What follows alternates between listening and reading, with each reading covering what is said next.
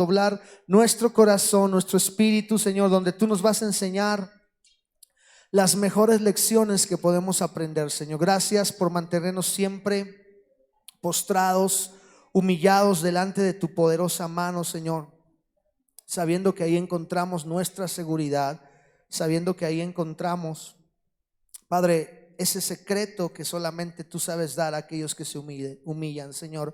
Gracias por este tiempo, te adoramos, pedimos que nos bendigas en este momento, Señor, que tú hables a nuestro corazón, que tu Espíritu Santo traiga libertad a nuestra vida y que podamos fluir en tu palabra, Señor, y esta semana podamos ver cómo tu gloria desciende sobre cada uno de nosotros, Señor, y tú hablas a nuestro corazón, nos instruyes, nos cuidas, nos bendices y muestras tu gloria, Padre, en cada uno de nosotros. Gracias por este tiempo, gracias por la oportunidad de estar aquí, Señor, y creemos de todo corazón que tu palabra ha de traer libertad a nuestras vidas. En el nombre precioso de Jesús nos ponemos en tus manos y te damos gracias por todo, Señor.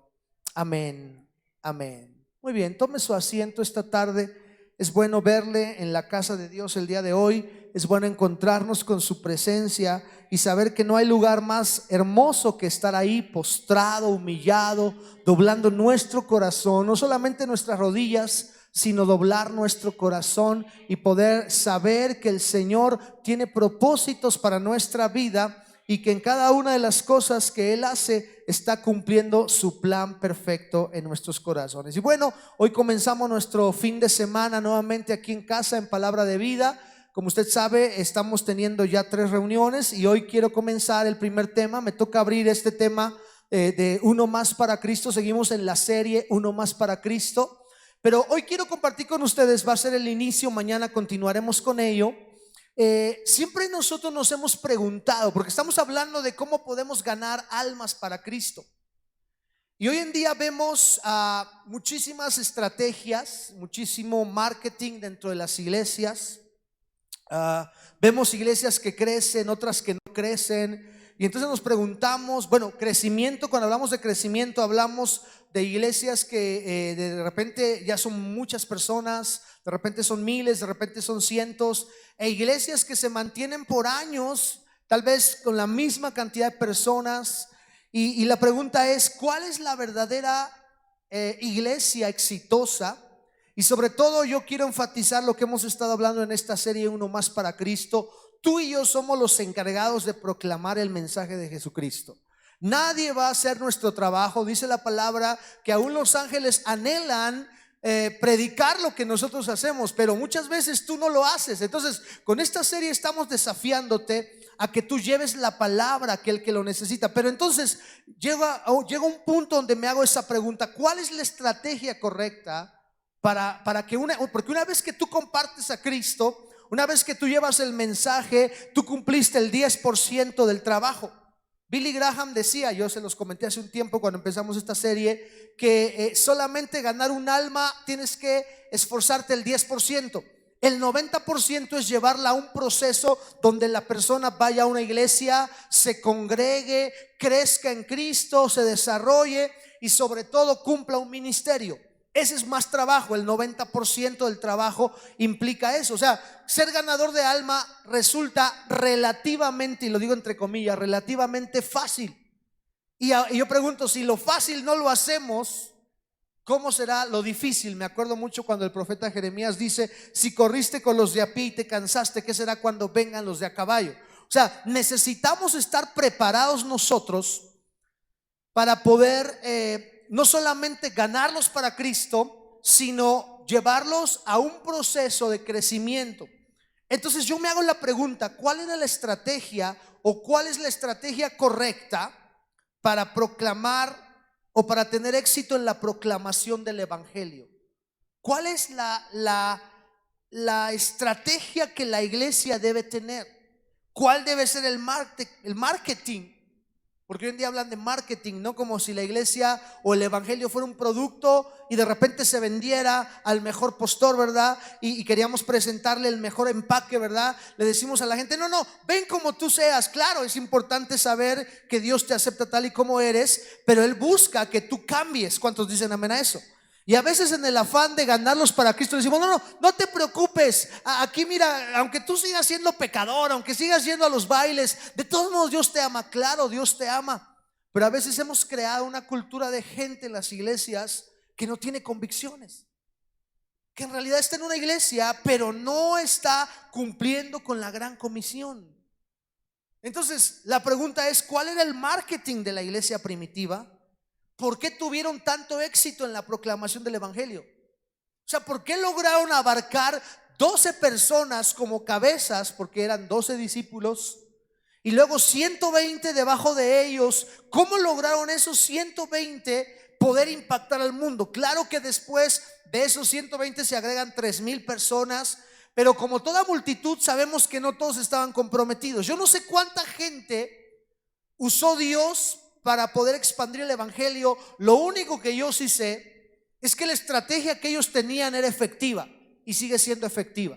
Y esta semana yo quiero compartir con ustedes cómo era la iglesia del principio, la iglesia del libro de los Hechos, la iglesia que logró llenar todo el territorio de ese tiempo o todo el planeta con el evangelio de Jesucristo. Ellos hicieron más que lo que nosotros hemos hecho en esta época. Gloria a Dios por lo que hemos logrado, pero yo sí creo que la iglesia primitiva, la iglesia del principio, tuvo una gran tarea, la cumplió. Y entonces la pregunta es, ¿cuál era su visión? ¿Cómo era su propósito en común? Siempre me he preguntado si el mensaje de ellos era digerible, porque hoy en día se habla mucho de eso, ¿no? Que el evangelio que predique sea digerible. Y entonces yo me encuentro que en la Biblia, especialmente en el Antiguo Testamento, veo que a veces el evangelio no es tan digerible, pero es el evangelio. Hay veces que nuestro cuerpo, nuestro espíritu, nuestra alma necesita palabra fuerte para que saque lo que hay dentro.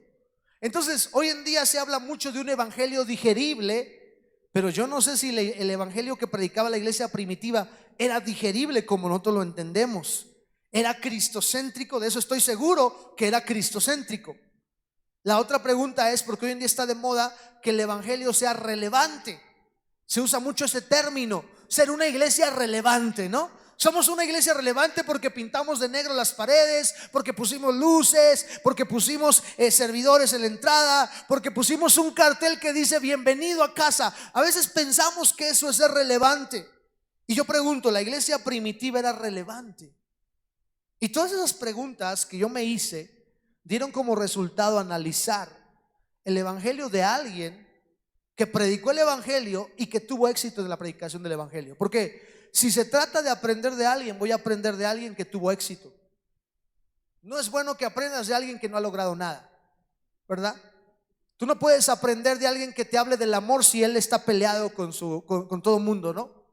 Tú no puedes esperar aprender algo de una persona que dé consejos matrimoniales y lleve 4 o 5 divorcios. No sería correcto. No podrías aprender de alguien que te enseñe a ser exitoso en las finanzas y le debe un montón de tarjetas. O sea, creo que necesitas aprender de una persona que por sus frutos lo conozcas. Y quiero tomar como base hoy o como ejemplo al apóstol Pablo. Y encontré lo que dice el apóstol Pablo en Romanos capítulo 15. Si usted hace una memoria, va a encontrar, todo el mundo sabemos que la Biblia no fue escrita en el orden que está colocada. En el Nuevo Testamento está primero Mateo, Marcos, Lucas y Juan, pero ese no es el orden. Luego en los libros está el libro de los Hechos, luego están las cartas de Pablo, está Romanos, primero Romanos, pero de hecho algunos dicen que Romanos fue una de las últimas cartas que Pablo escribió. Y él estaba preso en Roma precisamente, estaba llegando al final de sus días. Entonces, con esa idea en la cabeza vamos a quedarnos que la epístola de Romanos fue una de las últimas que Pablo escribió. Y entonces él escribe en el capítulo 15, verso 18 y 19, porque no osaría hablar cosa que Cristo no haya hecho por mí para la obediencia de los gentiles, con la palabra y con las obras, con potencia de milagros y prodigios, en virtud del Espíritu de Dios, de manera que desde Jerusalén y por los alrededores hasta Lírico he llenado todo del evangelio de Cristo. Esto para mí es bastante importante saber que Pablo es un hombre que dice: yo te voy a hablar como con un testimonio vivo. Yo no me voy a atrever a hablar del evangelio si no lo hablo con milagros y prodigios. Eso lo vamos a tocar el día de mañana, un evangelio de milagros.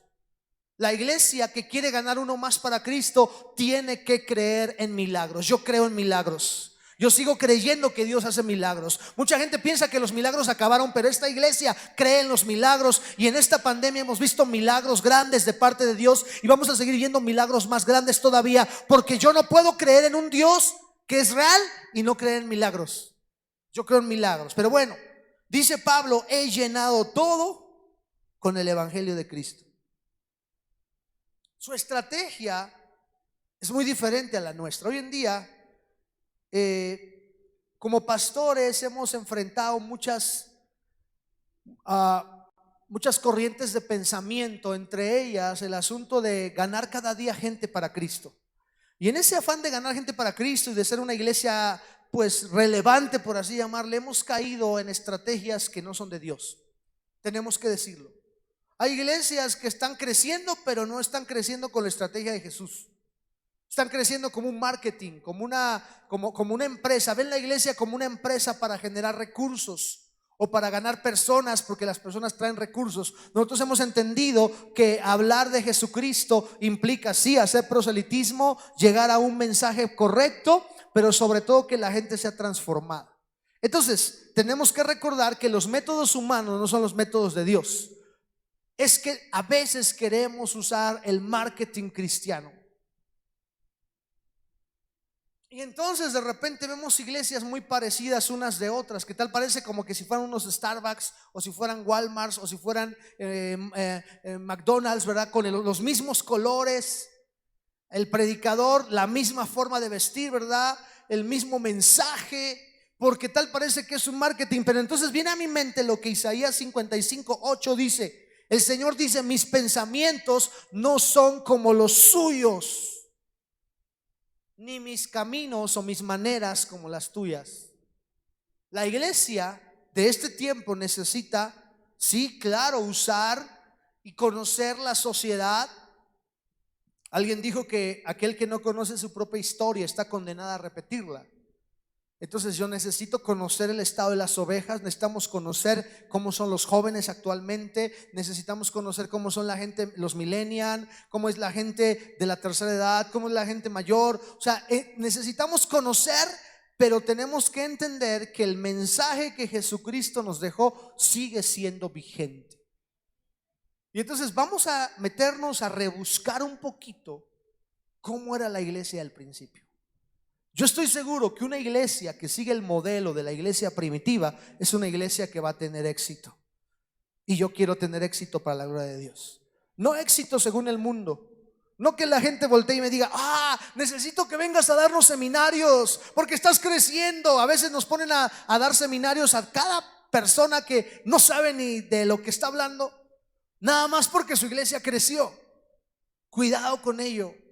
Nosotros no somos llamados a tener éxito según el mundo, sino somos llamados a tener éxito según Dios. Que cuando yo llegue al cielo, Dios me diga: buen siervo y fiel, en lo poco fuiste fiel, en lo mucho te pondré, entra en el gozo del Señor. Y esto no es un pensamiento pequeñito ni derrotista, porque yo estoy seguro que lo que yo hago dirigido por Dios va a tener trascendencia en la eternidad. Lo que usted hace para Dios, dirigido por Él, no lo minimice. Usted dirá: bueno, pero solamente le hablé de Cristo a una persona. No importa, tú no sabes hasta dónde va a trascender esa semilla. Si tú lo haces dirigido por Dios, no menosprecie las pequeñeces, que Dios cumplirá su propósito en ti. Entonces, tener éxito es lo que buscamos. Que cuando lleguemos al cielo, Dios nos diga: qué bueno que hiciste lo que estabas haciendo. Y entonces me puse a ver cuáles son las estrategias que Pablo usó. Alguien dijo en una ocasión que Pablo fue conocido como el Alejandro Magno del cristianismo. Una de las anécdotas que cuentan de Alejandro Magno es que en algún punto de su vida, estando en la plena juventud, fue un gran militar, un gran estratega, un gran guerrero, por así llamarle, dirigió un gran ejército, que en una ocasión él se puso a llorar porque ya no tenía más territorio que conquistar. Real o no esa anécdota, me pone a pensar que era un hombre con un hambre de conquista terrible. Y por eso a Pablo le llamaron algunos el Alejandro Magno del cristianismo, porque él dijo estas frases. Mire lo que dice ahí: pero ahora no tengo más campo en estas regiones. O sea, todo lo llené del evangelio, dice Pablo. Ya no se queda nadie sin que yo le haya hablado de Cristo. Wow, oiga, qué poder de Pablo al decir eso. ¿Cuántos de nosotros podríamos decir, hermano, en mi colonia ya no queda nadie que yo no le haya hablado de Cristo? Wow, yo le aplaudiría y diría, gloria a Dios, hermano. No soy nadie para mandarlo al cielo, pero si yo fuera Dios, yo diría, pues ya te ganaste el cielo. Pero como no soy Dios, usted tiene que seguir esforzándose. Pero imagínese, Pablo decía, ya lo llené todo con el evangelio. Un hombre incansable. ¿Se acuerda que cuando comenzamos esta serie también le hablé del avivamiento en Inglaterra de Juan Wesley y Jorge Whitefield? Hombres apasionados por el evangelio. Wow. Y Pablo es el papá de todos ellos, porque él dice, yo ya lo llené todo con el evangelio. El Alejandro Magno del cristianismo. Ahora la pregunta es, ¿qué método usó Pablo? Como te digo, nos vamos a meter un clavado este día, el día de hoy y mañana, si Dios lo permite, en ver cuáles eran las características que tenía el evangelio de Pablo, que no es otra cosa que el evangelio de Cristo. Pero hoy lo quiero diferenciar como el evangelio paulino, o sea, la manera en la que Pablo predicaba el evangelio. Y que yo creo que si a Pablo le funcionó, los métodos de Dios son universales. Esto significa que nunca van a cambiar, que siempre van a ser efectivos. Y bueno, vamos a entrar de lleno. ¿Cuál es el evangelio paulino?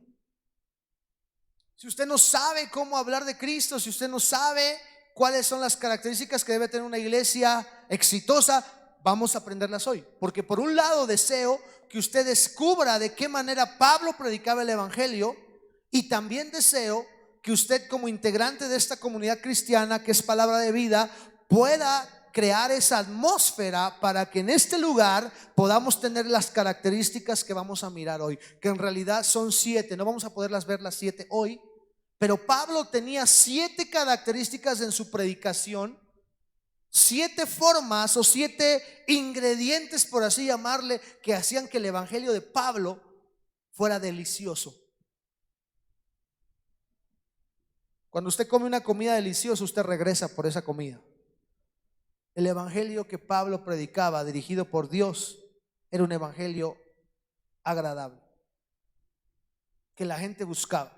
Vamos a mirar cuál es la primera característica y vamos a tomar como base bíblica Romanos 15, versículos 13 en adelante. Y el Dios de esperanza os llene de todo gozo y paz en el creer, para que abundéis en esperanza por el poder del Espíritu Santo. Fíjese qué interesante, qué maravilloso es esto. Una de las cualidades que tenía el apóstol Pablo al predicar el evangelio era el evangelio lleno de gozo. Yo no puedo imaginar un evangelio sin gozo. Ahora vamos a descubrir un poquito lo que significa la palabra gozo. Porque, hermano, una iglesia gozosa es una iglesia fuerte, porque la Biblia dice que el gozo del Señor es nuestra fortaleza. Si en este tiempo de pandemia tu corazón perdió su gozo, entonces perdiste todo, porque al perder tu gozo perdiste tu fuerza. Cuida tu gozo, porque si no lo cuidas, el diablo te lo roba, y al robarte el gozo te robó la fuerza. ¿Cuántos cristianos hay hoy en día que comenzaron perdiendo su gozo? Fue lo primero que piensas. Cuando un cristiano se aleja del camino, de la relación con otros cristianos, fue porque empezó perdiendo su gozo. Y una iglesia que entiende la centralidad del gozo en nuestra comunidad va a ser una iglesia que va a cuidar, va a proteger el gozo. Hay algo que nosotros no podemos crear, es la unidad. La unidad no la puedo crear, porque esa la da el Espíritu Santo. Pero yo sí puedo cuidar el gozo. Y puedo hacer que el gozo crezca y se produzca más y más. Cuando en algún punto de la vida, hermano, tú empezaste a sentirte como que nadie te hacía caso en la iglesia. Yo no sé si tú que estás aquí o los que están escuchándonos, hay un punto donde el diablo te empezó a decir: ya ves, ya no eres importante en la iglesia. ¿Sabes lo que el diablo quiso hacer? Es que quiere que tú pierdas tu gozo. Porque si tú pierdes tu gozo, perdiste una de las piedras angulares del evangelio que trae victoria y que trae éxito en esta época: el gozo del cristiano. El evangelio tiene que dar como resultado gozo. Si no es un gozo genuino, no era un evangelio genuino. Porque mucha gente te predica, fíjate, hay un evangelio falso hoy en día que te habla solo de prosperidad, solo de dinero, solo de dejar de sufrir, ¿no? De hecho, hasta este es el eslogan: pare de sufrir. Entró muy fuerte de allá de Brasil, ¿verdad? Y se infiltró en el cristianismo el asunto de que te decían: si vienes a Cristo se te van a acabar tus problemas. De hecho, en los 80 yo escuché mucho esa predicación. Me decían: si vienes a Cristo se te acaban tus problemas, cuando en realidad no era así. Los problemas todavía van a continuar, pero tendremos gozo. Porque si el evangelio que te están predicando no produce gozo en ti, déjame te digo algo: no es el evangelio de Jesucristo. Porque un cristiano tiene que aprender a estar lleno de gozo, y el evangelio produce cambios en mi interior, y lo primero que produce es gozo. Hoy en día necesitamos entender que las comunidades cristianas deben estar en victoria espiritual. Deben ser comunidades llenas de gozo, que nos puedan decir bulliciosos pero no muertos. Yo una vez le dije al Señor: Señor, prefiero que me digan loco a que me digan muerto. Y eso Dios lo ha hecho, ha cumplido en mí. Yo prefiero que me vean ustedes gritando, corriendo, llorando, a que me digan: el pastor está bien frío.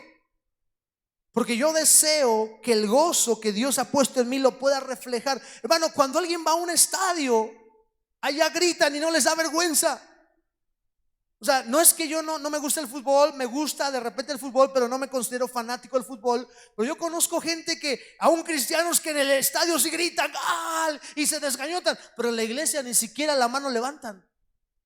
Porque el evangelio no ha producido en ellos ese gozo. Yo no estoy diciendo que todos seamos gritones, porque también Dios respeta nuestra personalidad, pero sí estoy diciendo que seamos cristianos llenos de gozo. Y el gozo está por encima de la alegría. La alegría es momentánea, la felicidad es momentánea. De hecho, nosotros no buscamos la felicidad, buscamos el gozo, porque el gozo del Señor es nuestra fuerza. A todo esto, ¿cómo es el gozo en la Biblia? Solo le voy a decir que gozo en la Biblia, en este pasaje, en el Nuevo Testamento, el gozo se traduce como alegría excedida. O sea, está bien que seas alegre, pero es más que una alegría. La alegría es momentánea. La alegría dura mientras tienes tu cheque, mientras tienes tu quincena, mientras estás de vacaciones, mientras tus hijos te obedecen, mientras tienes dinero, hay alegría. Pero cuando eso se acaba la alegría. Pero cuando tenemos gozo, el gozo del Señor está por encima de nuestras circunstancias.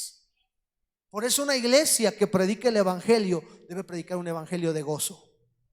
Yo no puedo imaginar cristianos predicando a Cristo y diciéndole: mira, yo estoy bien, tengo muchos problemas, estoy muy triste, pero Dios me ama. O sea, no puedes decir que estás triste.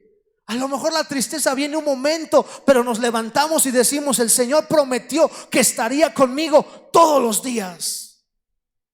Eso es más que alegría, eso es gozo. Pablo navegaba en medio de un mundo hundido en el fango del pecado, pero cuando el evangelio llegaba y tomaba los corazones, la gente se volvía llena de gozo.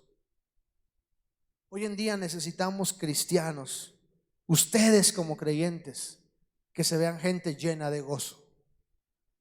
Ya basta de un evangelio que si el evangelio que te predicaron no te produce gozo, y mira, el gozo está por encima de lo que los demás te hagan. Vuelvo a repetir, porque hoy en día hay tantos cristianos que no tienen el evangelio genuino. Tantito les hace el diablo y ya están llorando: ay, ya no me quieren, ay, ya no voy a buscar de Dios porque estoy tan triste.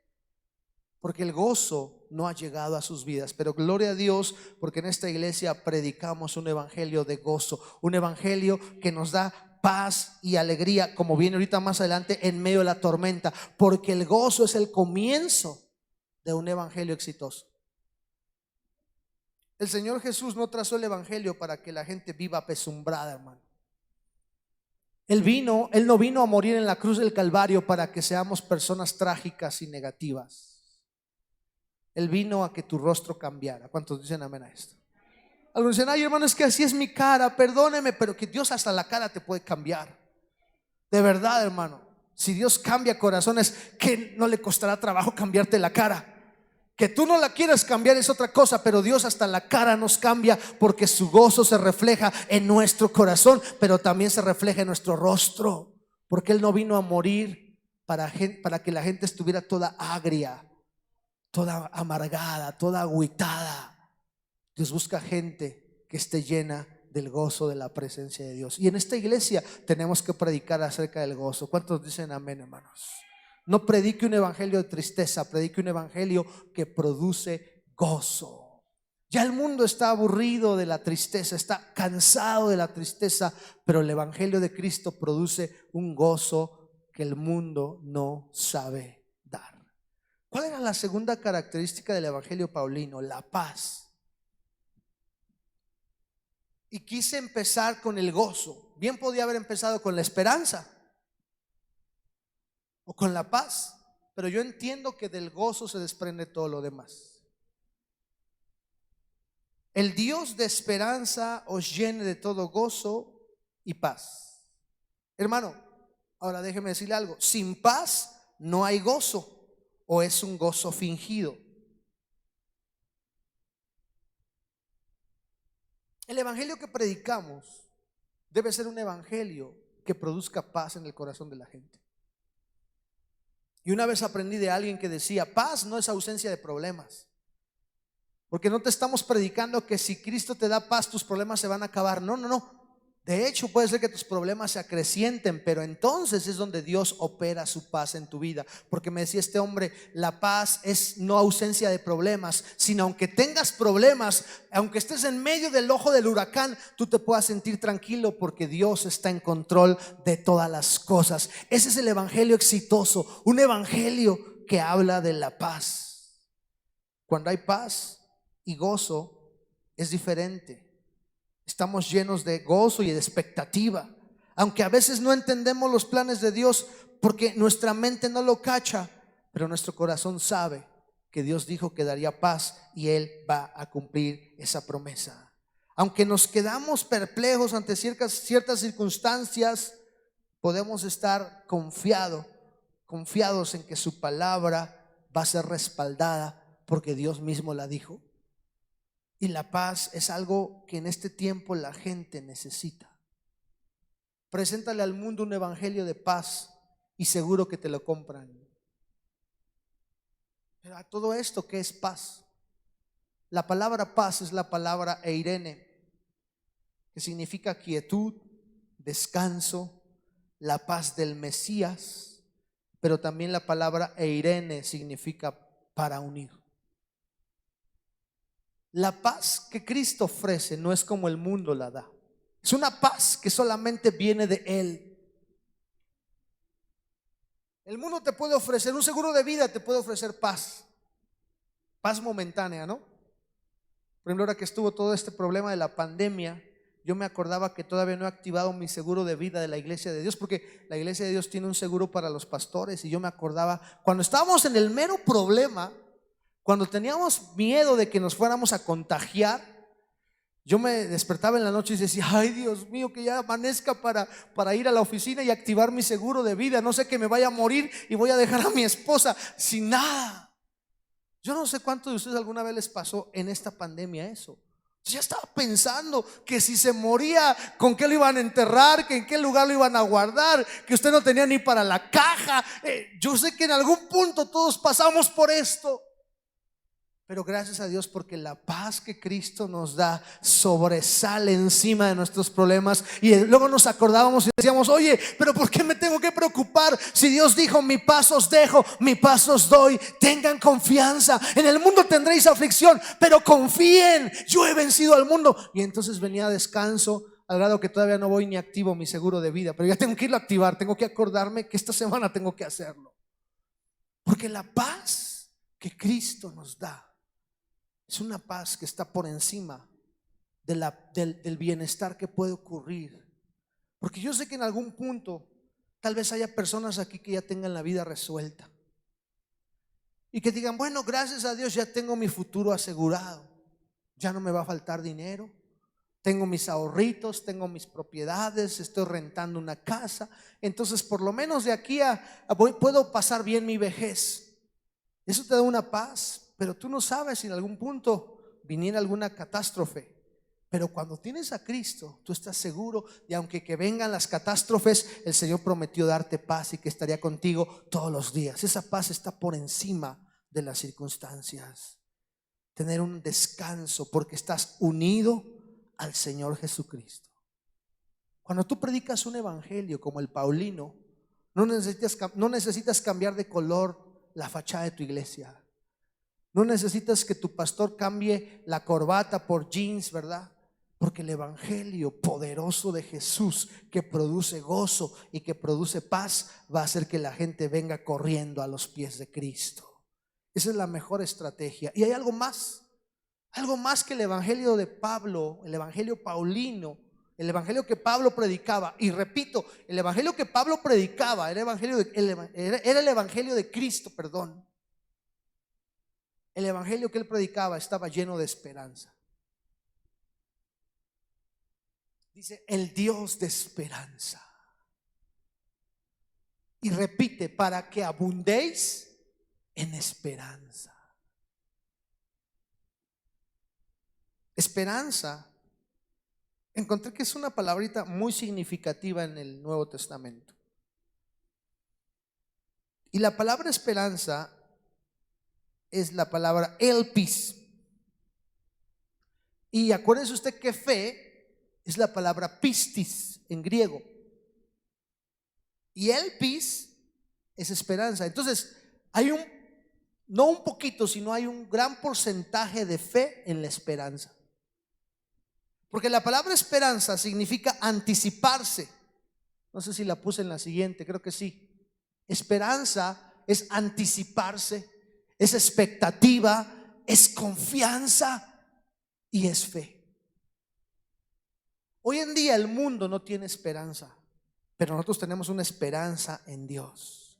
Nosotros como cristianos creemos en lo que viene. Y escuche bien esto: todo mundo augura un futuro muy triste. De verdad, hermano, yo no sé si nos están predisponiendo los medios de comunicación, pero cada mañana que escucho noticias yo oigo que nos dicen: y todavía nos llega lo peor en lo económico, y todavía no estamos en lo más bajo, y espérense al 2021, y espérense al 2022, nos va a ir peor. Pero yo sigo teniendo esperanza de que Dios dijo lo hará y lo va a hacer. Esa es mi esperanza. Y el evangelio de Pablo estaba basado en la esperanza. Él siempre estaba esperando lo mejor. Yo no sé qué esperas tú. Si tú le haces caso al sistema, el sistema te habla de ecuaciones, de números, de que esto va a funcionar así y que así no funciona. Pero yo tengo un Dios que me da esperanza y me dice: yo te lo dije, te lo voy a cumplir. Esa es mi expectativa. Aunque el mundo hable de contagios, yo confío en un Dios que dijo: yo te voy a sostener.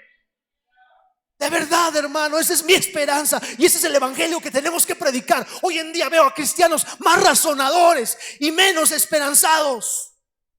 No está mal que pienses, gloria a Dios por tus pensamientos, pero muchas veces tus pensamientos chocan contra la esperanza que Dios nos dio.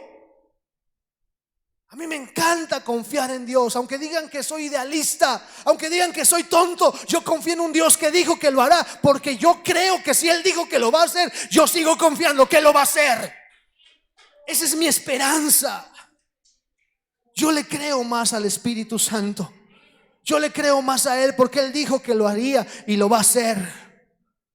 Porque Él no tiene por qué mentirme. Él no tiene por qué hacerlo. Y tú no tienes por qué mentirle a la gente. Háblale de un Dios de esperanza, un Dios que dijo que lo va a hacer. Y sabes, tú tienes que ser ese testimonio de esperanza.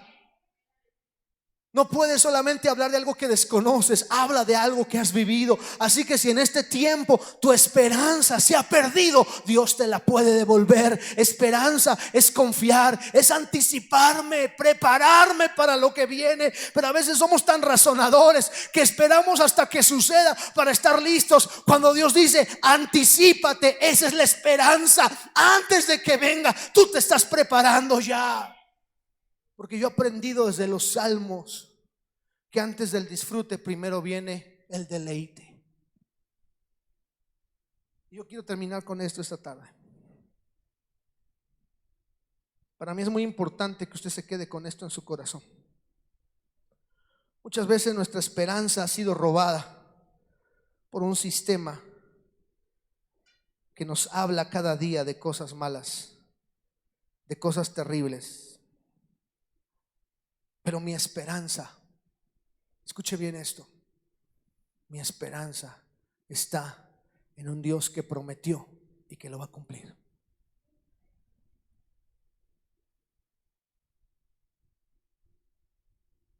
Dice el mismo apóstol Pablo, y esta esperanza no avergüenza. Pero en medio de tantas situaciones, estoy seguro que el diablo quiso robarte la esperanza. Ya no esperas nada bueno. Pero hace unos días atrás el Señor me hablaba, a mí en lo particular, a mí, no me hablaba para hablarle a la iglesia, me hablaba a mí. Y me llevaba a ese pasaje donde Jonatán comete una locura. ¿Cuántas veces Dios nos permite cometer locuras para ver su gloria, no? Y dice que los filisteos habían tomado un territorio y los israelitas estaban escondidos. Su propio padre Saúl estaba amedrentado. Y dice la palabra que todo Israel había perdido la esperanza. A veces es bueno no escuchar lo que los demás dicen, para que en ti se vaya creando un corazón valiente. Porque estaba leyendo ese pasaje y veía que Saúl había dicho que nadie comiera nada, que todos ayunaran. Pero Jonatán no lo escuchó. Él andaba por ahí buscando, no sé, era el hijo del rey, el príncipe Jonatán. Dice que andaba con él su escudero. Y en ese momento dice que a Jonatán se le ocurrió una locura.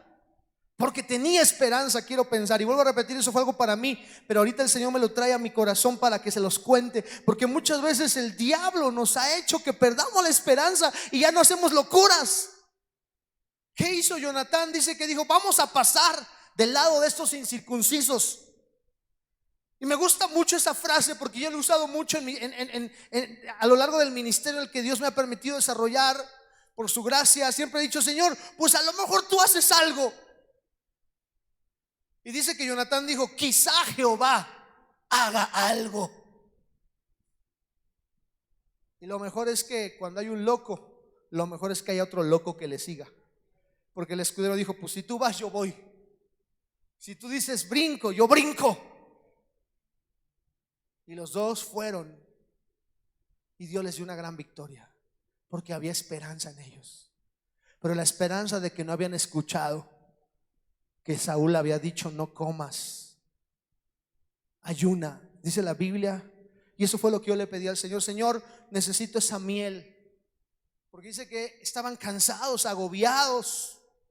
Y en un punto dice que encontraron un panal de miel, golpearon con su espada, con su lanza, un panal de miel. Y cuando mojaron la lanza y la llevaron a su boca, dice que en ese momento la fuerza volvió a su cuerpo. Pero ¿se acuerda usted que Saúl había dado un juramento de muerte? Quien coma, quien no ayune, le voy a cortar la cabeza. Oye, a veces me dan ganas de decir a la iglesia, vamos a ayunar todos, y el que no ayune, no le voy a cortar la cabeza. Pero Así estaba el juicio de Saúl. Por eso aquella gente de esperanza es aquella gente que no escucha lo que el sistema dice. Tú puedes escuchar un montón de malas noticias allá afuera, pero tú decides si le haces caso a ellos o le haces caso al Señor que te dijo: yo estoy contigo y yo voy a pelear tus batallas. El evangelio paulino era un evangelio lleno de esperanza. Ya basta de predicarle al mundo un mensaje sin esperanza. Pero ¿sabe por qué predicamos un mensaje sin esperanza? Porque en algún momento tal vez tú perdiste la esperanza. Yo quiero orar esta tarde. Estamos a la mitad de lo que Pablo predicaba y que trajo resultados gloriosos. Yo hoy te digo, si tú has perdido tu gozo, tu paz, ha sido porque la esperanza tal vez no está en el lugar correcto. Tú necesitas volver a confiar en un Dios, porque esperanza es eso, anticiparnos a lo que venga. Y te acuerdas que te dije hace un rato, antes del deleite, primero del disfrute, primero es el deleite. Dice el salmista: deleítate a sí mismo en el Señor y Él te concederá las peticiones de tu corazón. Primero me deleito y luego recibo lo que ya Dios me dio. ¿Por qué no te deleitas, iglesia? Dices: Padre, tú me prometiste sanidad, me deleito en tu sanidad. Señor, tú me prometiste bendición, me deleito en la bendición. Disfruta antes, deleítate antes de disfrute, porque cuando ya venga el disfrute tú vas a decir: Padre, gracias. Lo vas a disfrutar dos veces, porque lo disfrutaste antes y después lo disfrutas cuando ya llega a tu vida. Esa es la esperanza del cristiano. Eso es lo que yo deseo que esta iglesia tenga. Que ya se nos quite lo de yo no puedo, hermano. ¿Quién sabe si Dios quiera? Dios quiere, pero el que no quiere eres tú. Ya Dios lo prometió y tú necesitas levantarte con gozo, con paz y con esperanza, porque Dios ya dijo que lo haría y lo va a hacer.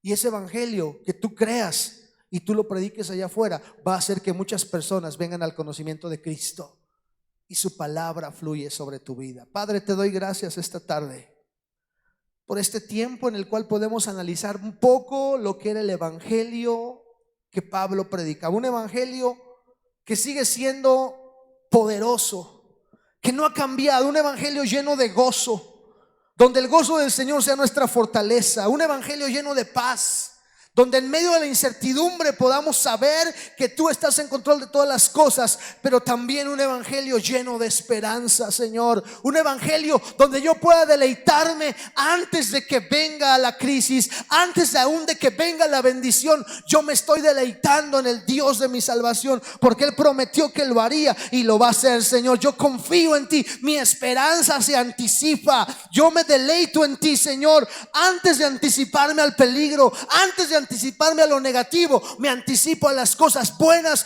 que tú ya preparaste para mi vida, y me preparo para una lluvia, Señor. Me preparo para una bendición. Estoy escuchando las nubes que están a punto de tronar y tu lluvia viene, Señor. Es cierto que el mundo habla de tristeza, el mundo habla de enfermedad, el mundo habla de rebrotes, pero yo creo en lo que tú me dijiste, que tú enviarías tu bendición, que en medio de toda esa angustia tú nos ibas a levantar. Yo sigo escuchando tu voz, Padre. Yo no escucho a los Saúles que dicen cosas. Yo escucho al Dios que me dice: lánzate, lánzate, arrójate, porque yo voy a hacer algo contigo y te voy a dar una gran victoria. Esa es mi esperanza, y esa es la esperanza que tenemos que compartir al mundo. El mundo se está perdiendo, pero nosotros tenemos una esperanza que no avergüenza, una esperanza que ha cambiado nuestra expectativa. Señor, te damos gracias esta noche por esa esperanza que nos has dado. Te damos gracias por esa paz que tenemos. Te damos gracias, Señor, por ese gozo que es nuestra fortaleza. Ayúdanos a continuar aprendiendo sobre ese evangelio correcto, Padre, sobre todo creer ese evangelio correcto para poder compartirlo con la gente, y entonces uno más venga a tus pies y podamos, Señor, ver cómo tu reino se sigue estableciendo en esta tierra. Todavía hay mucha gente que necesita tu mensaje. Todavía hay mucha gente que necesita conocerte. Hay gente sin paz, hay gente sin gozo, Hay gente sin esperanza, pero nosotros tenemos una esperanza, la esperanza que no avergüenza, la esperanza que nos da esa seguridad de que el día de mañana veremos nuestra promesa cumplida.